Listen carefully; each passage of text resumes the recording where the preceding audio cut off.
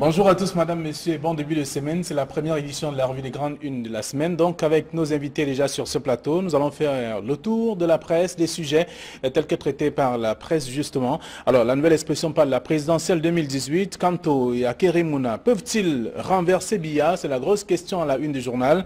Les deux hommes politiques se sont d'ailleurs rencontrés il y a quelques jours. Zoom donc sur le point politique, le poids politique des deux leaders, sur une possibilité, une possible alliance. Et bien entendu, le scénario invincible, en tout cas, on va voir tout cela dans le journal tout à l'heure avec notamment nos invités. On parle également de Chang, des morts sur la falaise, donc à l'origine du drame, une négligence des forces de l'ordre et bien entendu une défaillance technique. La liste des victimes à lire dans le journal La Nouvelle Expression. Le même journal s'intéresse aussi à la CAN 2019, les stades à la traîne, c'est ce que dit le journal dans le dossier de la page 6 à la page 8. Le journal parle également des distinctions Equinox Télévision au sommet donc de la gloire, avec notamment la Nouvelle Expression qui prend la tête des quotidiens camerounais, plus crédible, plus indépendante. Et bien entendu, ce groupe de médias vient donc d'être plébiscité. C'est à lire en page 2 du journal La Nouvelle Expression. Le journal L'Œil du Sahel parle donc du RDPC dans le Nord avec le comité central qui manœuvre contre Madame Youssouf. Et on parle aussi de Boko Haram dans l'extrême nord avec 4 morts et 49 concessions brûlées dans les attentats. C'est à lire aussi en page 5 du journal disponible dans les kiosques. Le Messager également disponible. Le journal parle donc de l'hécatombe. Chang, une vingtaine de morts sur la falaise, ce qu'on lit dans le journal, avec des huiles végétales aussi non conformes sur le marché. C'est un autre article à lire en page 7 du journal. Le journal s'intéresse à autre chose, d'autres informations que vous pourrez lire si vous faites un tour dans les kiosques ce matin. Cameroun Tribune parle donc du projet routier, plus de pouvoir pour les maires. C'est à lire dans le dossier que propose le journal de la page 2 à la page 3. Le même journal s'intéresse également à la CAF avec la mission d'inspection qui sillonne le Cameroun, les infrastructures sportives et autres. En tout cas, c'est à lire dans le journal également le quotidien Cameroun Tribune. L'essentiel qui est dans les kiosques s'intéresse à la crise anglophone. Qui sont les sécessionnistes arrêtés à Abuja? C'est une grosse question, mais avec la réponse à lire dans le journal en page 5. Et aussi le journal s'intéresse au drame de la route avec les 21 morts sur la route Tchang-Douala. C'est dans le même journal l'essentiel. Les repères s'intéressent bien sûr à l'école normale qui sème donc la discorde à l'Est Cameroun. L'école normale pour 2 camps en tout cas on observe aujourd'hui avec l'élite qui est divisée. Il y a une partie qui voudrait dire merci au chef de l'État et une autre qui estime qu'il faut simplement une université normale à l'Est Cameroun. Mais c'est une promesse de 2012 du chef de l'État mais qui n'est pas jusqu'ici respectée. C'est ce que le journal propose donc en page 2 de ce numéro. Et on parle aussi des députés qui sont accusés de spolier les populations dans le cadre de l'exploitation minière. C'est dans le même journal, repère disponible dans les kiosques. Le quotidien Le Jour parle d'enquête sur la formation des médecins au Cameroun. Quel type de formation attribue-t-on donc aux médecins? Aujourd'hui, on se pose la question avec la création d'une autre faculté de médecine dans le Septentrion. C'est dans le journal Le Quotidien Le Jour de ce matin avec des bus, 28 au total, à remplacer d'urgence sur l'axe Douala-Yaoundé. C'est à lire aussi dans le même numéro disponible. Ecomatin parle bien sûr des accidents de la circulation avec le secteur des assurances qui, étonnamment, reste mieux désormais sur ce qui se passe. Pourquoi les assureurs ne prennent plus en charge, ne paient plus des factures? C'est la grosse question avec bien entendu des explications dans le journal Ecomatin de ce matin. Et puis le soir, Tri-hebdomadaire parle d'agences de tourisme et de transport, plus de 80% dans l'illégalité au Cameroun. C'est à lire dans le journal. Et on parle aussi d'un arc à ciel ouvert pour l'obtention du permis de conduire dans le même dossier proposé par le soir Tri-hebdomadaire de ce matin. Et puis on va retrouver le quotidien de l'économie qui parle de malaise donc dans les rangs des coursiers d'assurance aussi à lire dans le numéro de ce matin. Alors ces marques d'huile végétale à éviter également, c'est à découvrir dans le quotidien de l'économie. Et puis on parle de Camer Presse qui est dans les kiosques qui parle du budget 2018 avec également une clameur monte bien sûr dans les régions. On le voit avec notamment les chantiers qui n'ont pas été achevés. Que doit-on faire? Les mairies vont d'ailleurs s'occuper de tout cela. On a vu que le ministre des Transports, des Travaux publics en tout cas, a tout au moins délocalisé ses parts des responsabilités au niveau des communes, avec notamment le processus de décentralisation qui est en cours et même en accélération selon bien sûr le président de la République. C'est dans le numéro de ce matin. Et puis le financier d'Afrique qui parle également de la banque des petites et moyennes entreprises. Est-elle donc illiquide? C'est une question. Mais le Fonds monétaire international estime que c'est une banque à problème. Il faut financer cette banque pour notamment améliorer les conditions de vie des petites et moyennes entreprises. C'est également notre dossier à découvrir dans le journal ce matin. Voilà ce que la presse nous propose. Nous allons donner la parole à nos invités déjà sur ce plateau. Éric Martial de bonjour et bienvenue. Bonjour Flavien et bonjour à tous les téléspectateurs. Très bien, merci. Bernard Batana, bonjour. Bonjour Flavien, bonjour Eric. Bonjour à tous les émissaires de la CAF qui sont dans nos buts dans le cadre des préparatifs de la CAN qui aura effectivement lieu au Cameroun. Bonjour à Boya, bonjour à Bamenda. Très bien. Alors donc avec vous, nous parcourons quelques sujets. D'abord, la nouvelle expression avec la présidentielle 2018. Kamto et Akeremouna, peuvent-ils renverser Biya? C'est la question. Oui, et c'est la question qui se pose. Hein. Elle est lancinante, elle est même d'une actualité brûlante. Une question qui parle d'une éventuelle coalition entre les partis de Kamto et Akeremouna. Une chose qui serait importante quand on sait que jusqu'aujourd'hui, on n'a jamais eu, à l'approche des élections présidentielles, une coalition des partis politiques qui puisse faire le contrepoids au parti dominant, au parti qui est en poste comme le RDPC. On se souvient qu'il y a longtemps, en 1992, lorsqu'on préparait les premières élections pluralistes, il était question qu'on trouve un candidat unique de l'opposition pour faire le contrepoids au parti en place. On n'a pas toujours trouvé un consensus. Ça a été le leitmotiv de Samuel Eboa, de Regretter Mémoire, qui pensait que seul un candidat unique pouvait faire le contrepoids du candidat du parti au pouvoir. Je pense que cette dynamique qui est impulsée par ces deux hommes politiques pouvait peut-être porter des fruits, pouvait constituer un contrepoids, pouvait constituer l'alternance qu'on attend de tous les vœux. Mais sauf que lorsqu'on regarde, il y a des commentateurs qui disent que ce soit Kamto ou Akeremouna, c'est des hommes du pouvoir. C'est des hommes qui sont fabriqués par le pouvoir actuel et qui, malheureusement, ne peuvent pas satisfaire la sanction populaire qui veut qu'il y ait un renouvellement de la classe politique pour une nouvelle forme de gestion des populations. Alors, Éric Massenjemo, vous avez parcouru l'article de la nouvelle expression qui parle donc de cette rencontre qui a eu entre Akeremouna et bien entendu Kamto. Et le journal parle d'une possible alliance qui serait en gestation. Oui, je voudrais tout d'abord rejoindre Bernard sur le fait que à l'approche de chaque grand rendez-vous électoral, il y a ce type de mouvement observé autour des partis politiques. Il a bien fait de remonter à la première élection pluraliste organisée au Cameroun en 1992 pour constater que déjà à ce moment-là, au niveau de l'opposition, on envisageait une candidature unique, mais au-delà des tractations, au-delà des spéculations, on n'a jamais véritablement avancé jusqu'à pratiquement la dernière élection présidentielle organisée au Cameroun.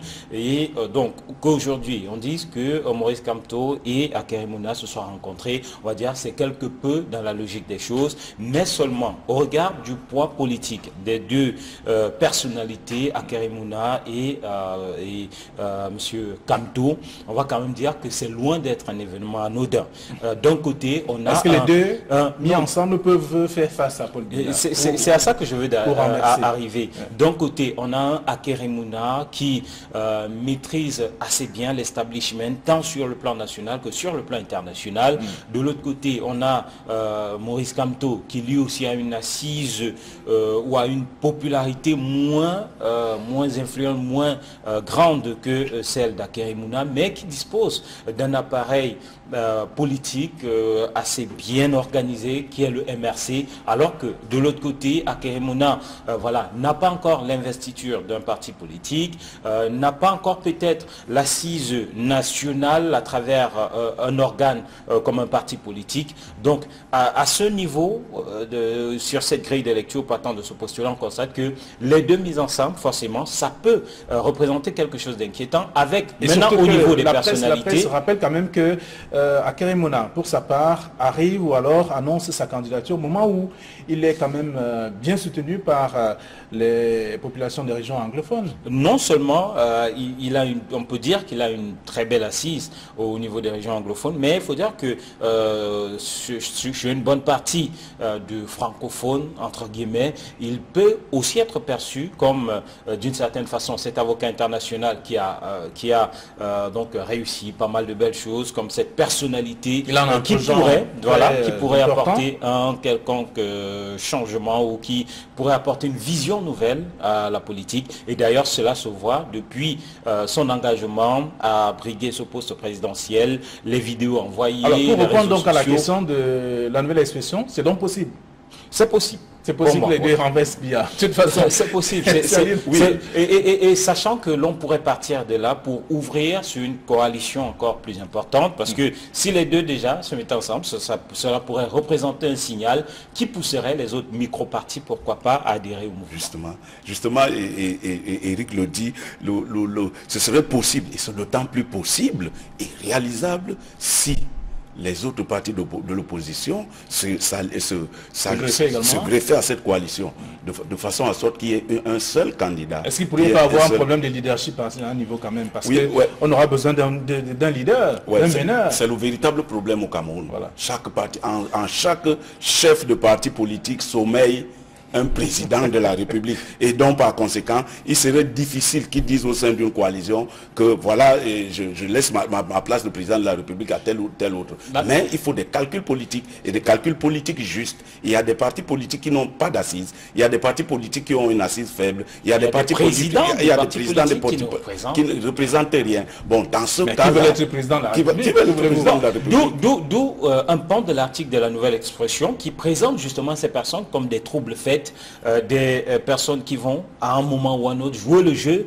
du régime en place, parce que véritablement si en face il y a un candidat unique de l'opposition qui a une belle assise, qui a un bon soutien, qui est à la tête d'une véritable coalition, ça inquiète. Donc il faut jouer les troubles faits avec ces candidats satellites ou parasites ou parallèles, voilà, qui savent pertinemment qu'ils n'apporteront pas grand-chose, qui viennent jouer les troubles faits. Mais vous avez parlé de leadership tout à l'heure. L'article du journal La Nouvelle Expression pousse le bouchon plus loin en spéculant sur les combinaisons possibles, les probabilités.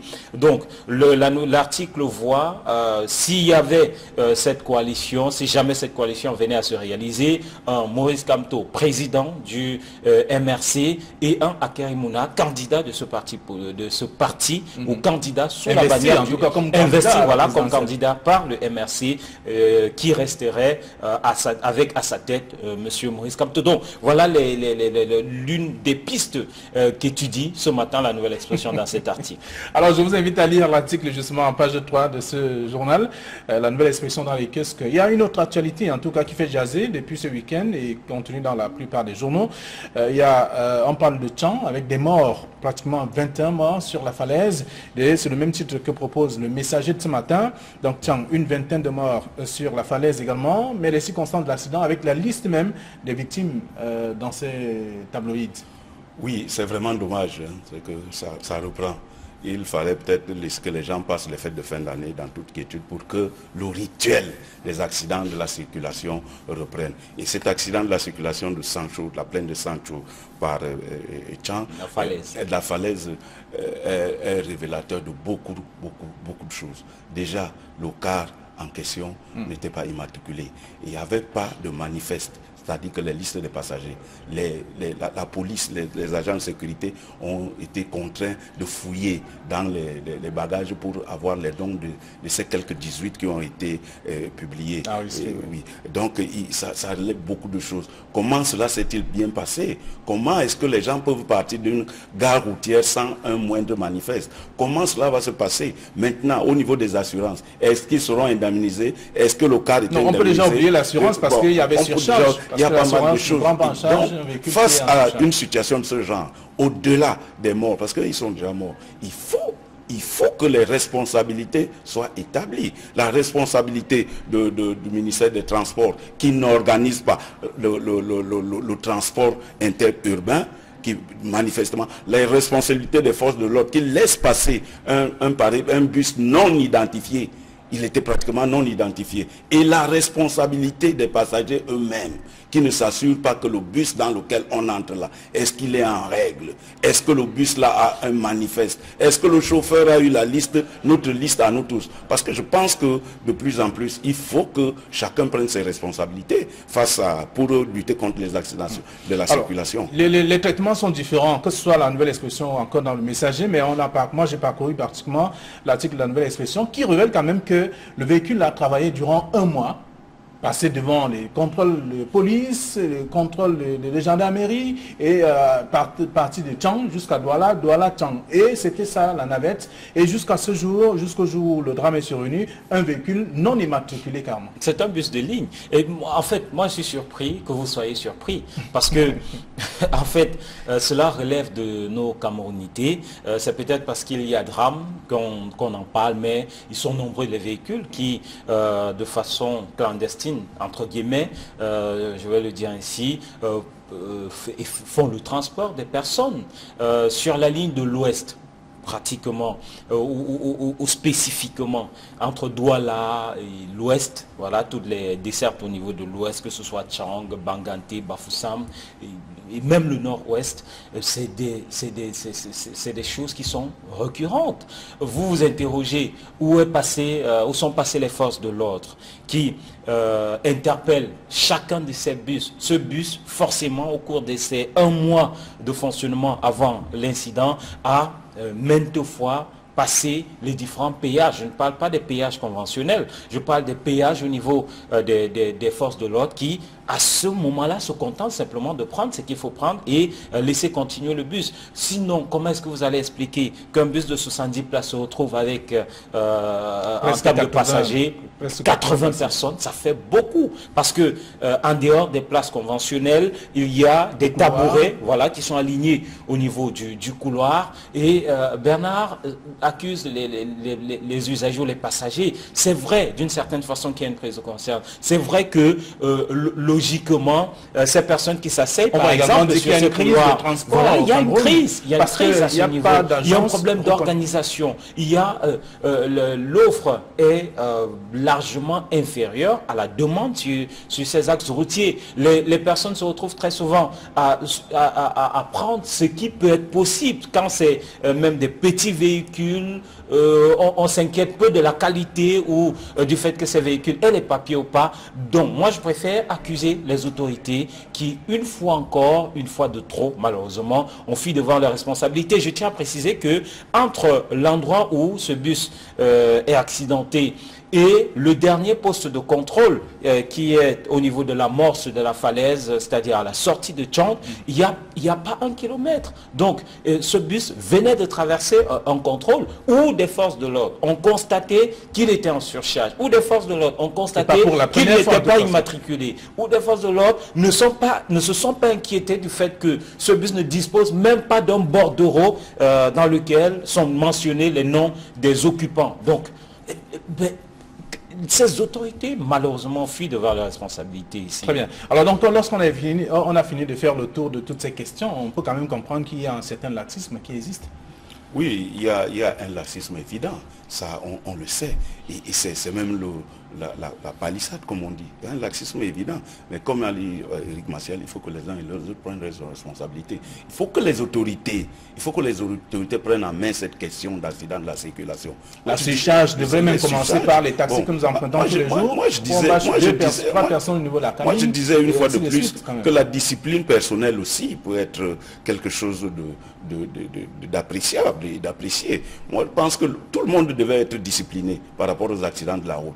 Quand tu entres dans un cas en surcharge, c'est-à-dire que tu es la énième personne, tu es conscient que...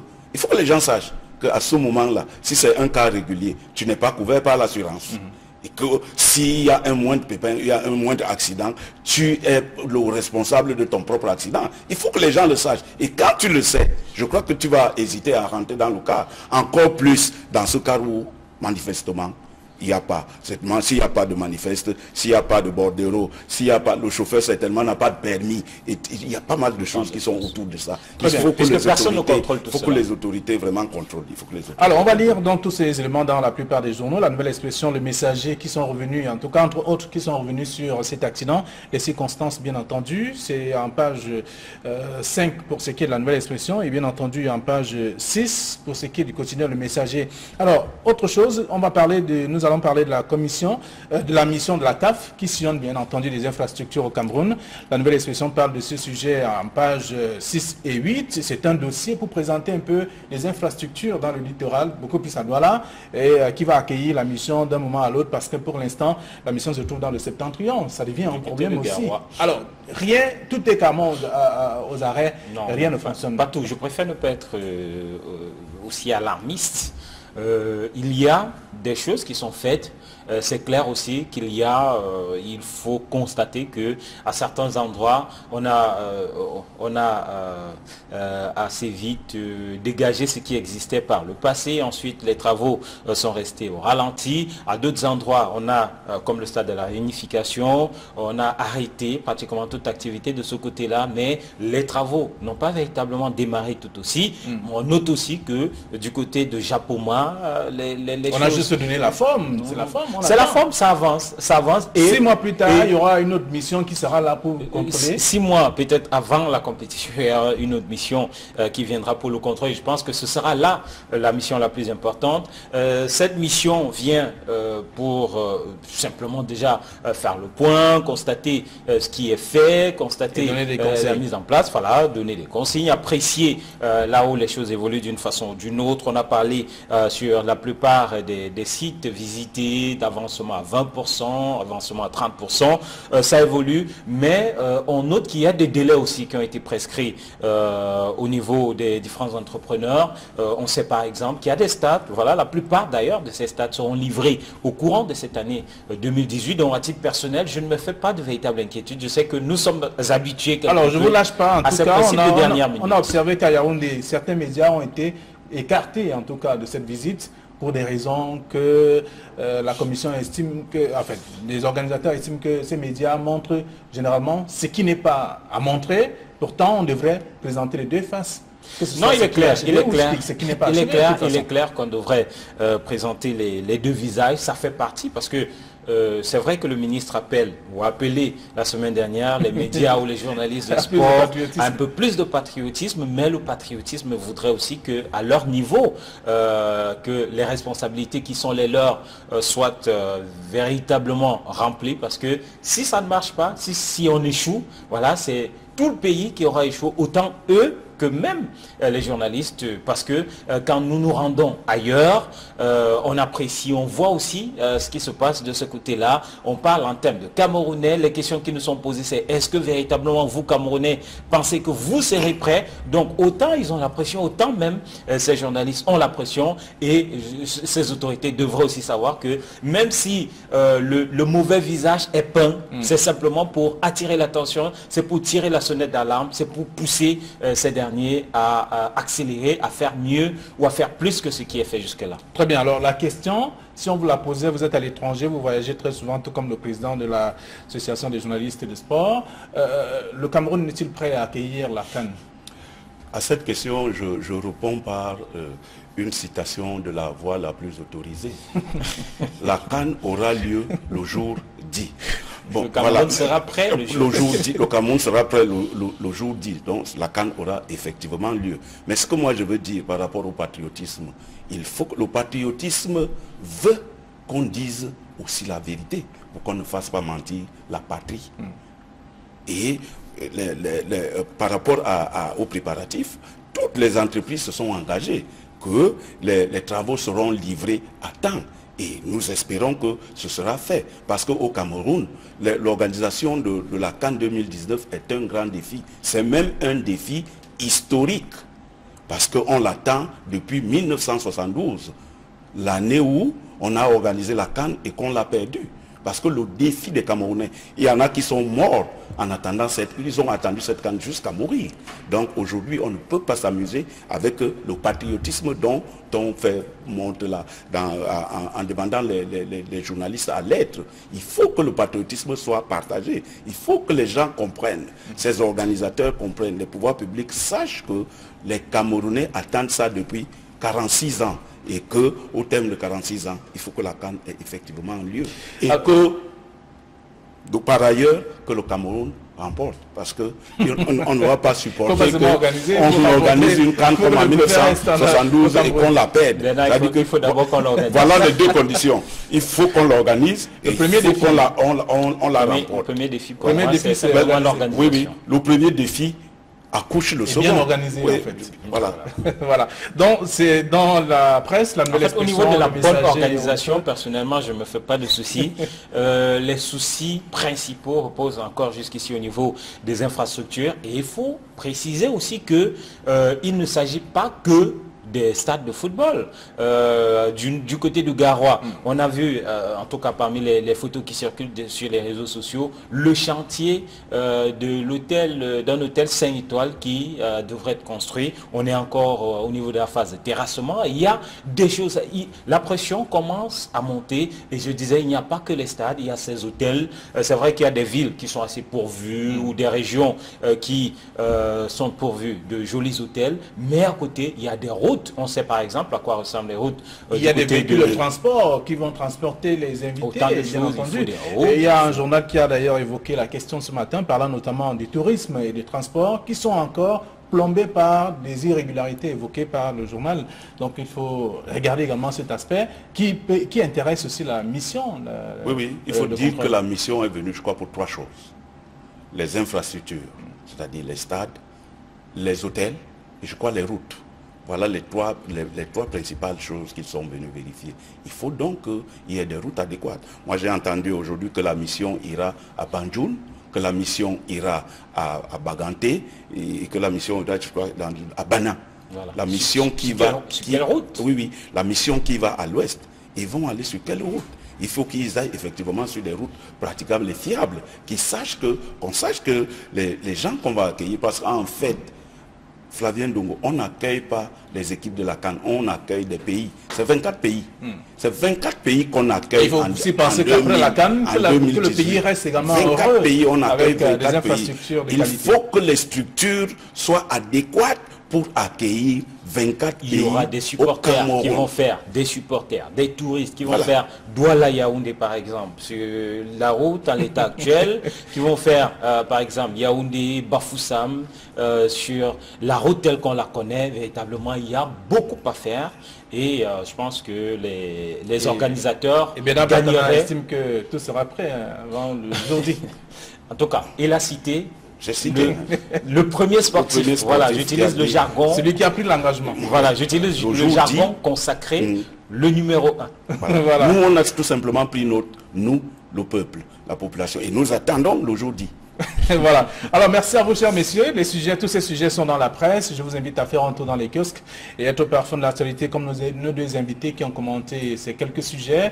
Demain, nous serons encore là juste après le journal de 9h sur Equinox. Bonne journée à tous.